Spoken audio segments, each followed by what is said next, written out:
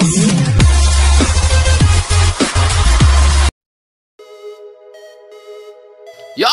What's up mga idol? Ling nagbabalik doon, Pepe Creations. Ngayon, ang susubukan natin ay clay sculpture using terracotta clay. First time lang to, hindi ko ito nagagawa sa tanang buhay ko. At ang una nating susubukan ay head bass. Si Malupiton, Kashji, kilala nyo naman yun sa Colocoys TV. Di natin alam kung magagawa natin na maganda to, kaya try lang, baka sakali. Yan, nakikita nyo, unti-unti ko nang binubuo yung silhouette ng ulo. Hindi kasi kailangan magsimula. At gumamit din ako dyan ng kahoy na armature, kasi yun lang palang yung kaya. Wala budget eh. Pag nagka-budget na, baka sakaling mas maganda na yung armature natin. Sa mga gustong nga palang subukan to, ang mag-sculpture using clay, yung aking clay na ginamit ay nabili ko lang sa Lazada, terracotta clay. Ma-research nyo lang, makikita nyo naman agad yun dun. At yan, makikita nyo, unti-unti ko nang binubuo yung silhouette ng mukha. Medyo nahirapan talaga ako dyan kasi hindi pa ako marunong gumamay at hindi pa ako masanay gumamit ng clay. Kita nyo yung kamay ko dyan, puro putik talaga, basang-basa yan. At sobrang natagalan ako dito.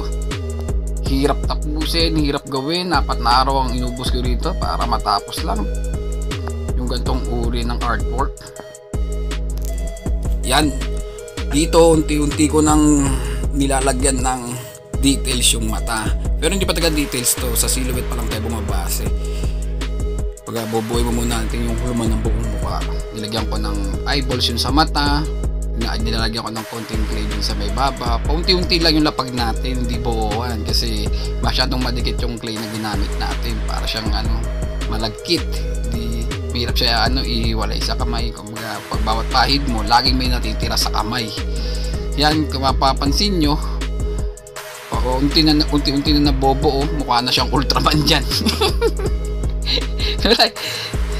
Pero mamaya makikita nyo yan, unti-unti na natin maulma yan yung base sa mukha. Yan, nakita nyo, nilapagan ko na siya ng eyelids, upper eyelid.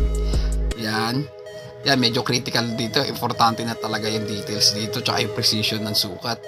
Dito nalalabas yung pagiging artist mo rito, kung paano mo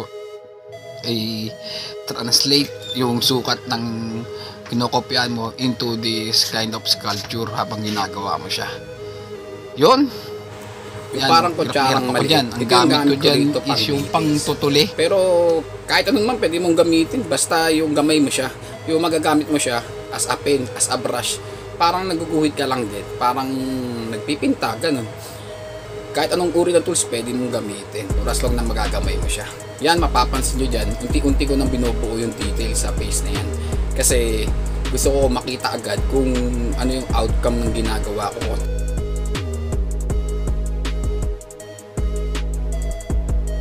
Kung kamukha na ba, tama ba yung sukat ko, unti-unti bang lumalapit sa katotohanan, ganun yung ginagawa ko dyan. Medyo ko mainipid din kasi ako, kaya gusto ko agad makita yung outcome.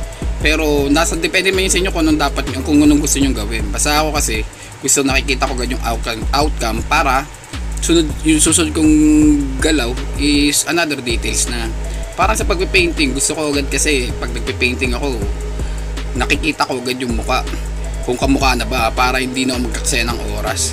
Kasi ang hirap paghabol sa sa dulo kapag nabuo mo na.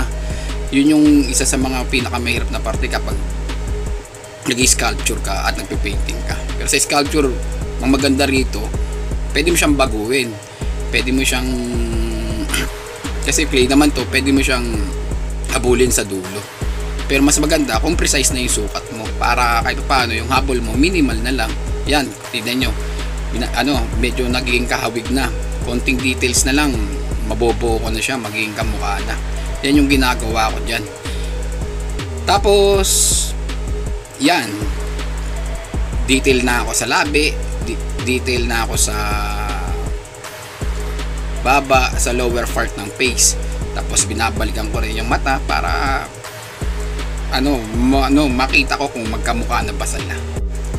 Sa part na to, medyo pagod na ako, kaya sinunod ko naman yung head niya, yung buhok niya. Sinusubukan ko naman na kapag nilatag ko ba yung buhok, medyo similar na ba yung mukha, malapit na ba sa katotohanan, ganun yung ginagawa ko dyan. Nakakapagod na yan kasi ilang oras na ako dyan, halos 5-6 na oras na ako gumagawa dyan.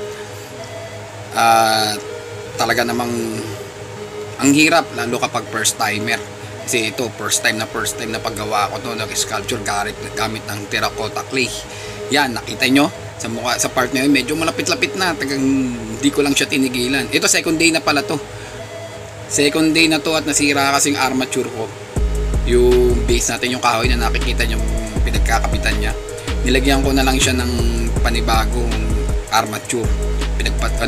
Sa ilalim na mas matibay na hindi babagsak. Diyan sa part na yan nakikita nyo, puro na ako diyan, puro buhok na ako diyan. Una, lapag-lapag lang muna ako ng mga ninulumukang clay, tapos konting details lang muna, hindi muna natin binuo. Tapos yan, diniretso ko na sa tenga. Yan, isa sa pinakamahirap, tenga, kasi kailangan mailabas mo tenga talaga. Yan, patong-patong lang dahil hindi naman tayo ganun pa kausay, kaya pinapatong-patong ko lang muna, unti-unti makukuha rin. Yan, hanggang sa nabuo ko na yung tenga at nag-details na ako sa buhok.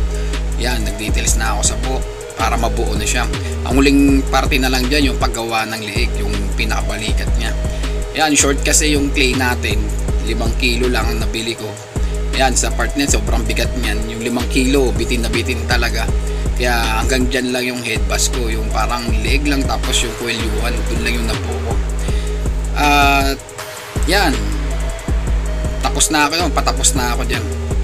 Sobrang hirap talaga, lalo sa simula. Pero dahil matigas ang ulo natin, hindi tayo susuko. Kasi ang sabi nga sa librong binasa ko doon kay Louis Sachar, yung The Holes, ang pinakamahirap na parte yung unang beses. At along the process, kapag paulit-ulit mo siyang ginagawa, unti-unti mo siyang matututunan, unti-unti ka magkakaroon ng diskarte, unti-unti ka rin magkakaroon ng mga tamang pamamaraan, at unti-unti mo siyang mape-perfect.